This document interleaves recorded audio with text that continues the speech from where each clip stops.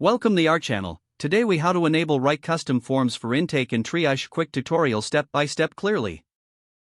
Start by logging into your Wrike account. Navigate to the folder or project where you want to enable custom forms. Click on the three-dot menu icon located at the top right corner. Select Forms from the drop-down menu. In the Forms section, click on the Create Form button. Enter a name for your new custom form. Add a description to clarify the purpose of the form if needed. Use the drag-and-drop interface to add fields to your form.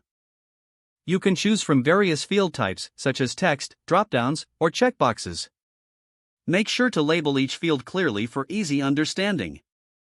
Set mandatory fields by toggling the required option for essential inputs. Once your fields are set up, you can customize the layout and design. If necessary, you can add conditional logic to guide user inputs.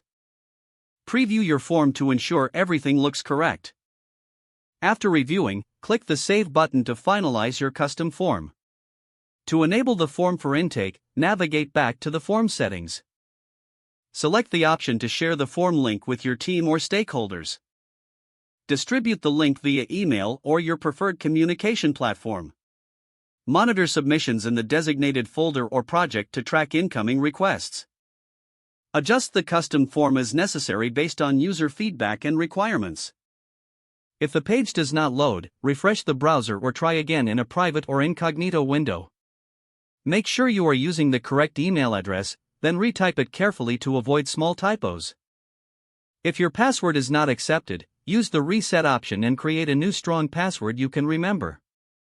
Check your spam folder for verification or security emails, then complete any requested confirmation steps. Enable two-factor authentication if available to improve account security and reduce unauthorized. After signing in, review your profile details so your contact information and settings are accurate and current. If you see an error message, note it down and try again after restarting your device and internet connection. Log out when you finish, especially on shared devices, to keep your account and payment information secure. Don't forget to like this video and subscribe to our channel for more step-by-step tech guides.